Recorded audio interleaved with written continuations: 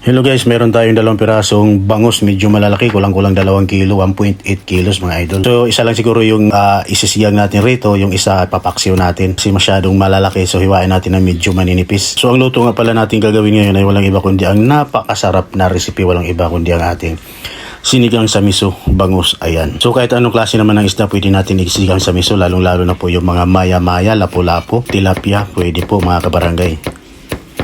So depende po sa trip nyong isda kung anong gusto nyong isigang sa miso. Dahil medyo mura ang bangus. Ayan, bangus dagupan, napakamura ngayon sa lugar namin. So ayan, tinimplahan muna natin ang ating bangus. Siyempre lagyan natin ng konting asin at siyempre konting paminta. So siyempre kung alin ang mura, doon po tayo bibili dahil para makatipid po tayo sa budget nating pang araw-araw. Ayan.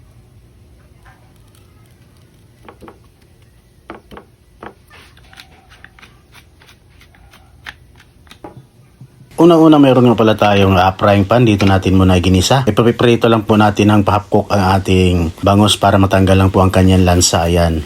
So pwede namang i-crispy pero sa akin medyo ko lang to, half-cook ko lang pero para lang po matanggal yung kanyang lansa. Ayan, kagaya niyan. So ayan, okay na yan. Medyo naprito na po natin yan. Para sumarap na rin po ang ating sinigang sa miso. Pero depende po sa inyo yan. Pwede namang hindi na iprito yan. Pero para sa akin, napakasarap pagka pinirito. Talagang solid ang kanyang lasa. Ayan. Una-una yung pinaprituhan po natin, siya na rin ang gawin nating siyempre mantika para andoon yung lasa, andoon yung sarap. Ayan, una-una ginisa natin ang ating luya at ang ating sibuyas. Ayan, igisa lang natin ng maayos para lumabas ang kanyang aroma, ang kanyang katas. Suin natin na maigi para siyempre para maging masarap ang ating sinigang na bangus sa miso. Ayan, ayan, gisa-gisa lang natin. Ayan.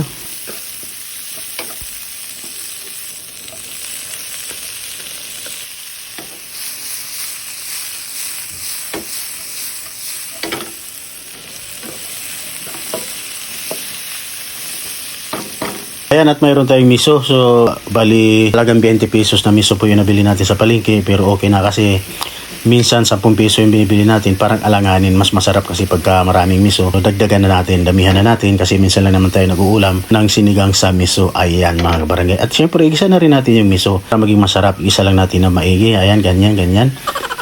At syempre habang ginigisa natin, timplahan na rin po natin ng patis na siyang magpapalasa. At syempre optional yung bitchin. Ayan.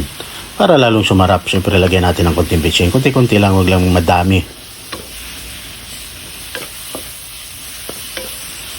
And meron na rin pala tayong prepare na pinagpakuluan nating tubig, pinakasabaw. So nilipat na po natin yung ating ginisang gulay, ginisang miso. Syempre medyo maliit po yung frying pan na gamit natin. So nilipat natin sa medyo malaking kawali para maganda ang kanyang pagkaluto. Syempre para madagdagan na rin ang sabaw dahil sa sabaw pa lang ulam na. So naglagay na rin po tayo ng ating panigang broth. Ayan, tamarind powder. Kalahati lang po nung malaki ang nilagay natin. Hindi po natin inubos. Syempre pagka medyo sobrahan po tayo sa maasim, hindi rin maganda. So tama lang. Ayan. Lutuin pa natin ng mga ilang minuto yan. Sa bagay, medyo nakapreto na yan.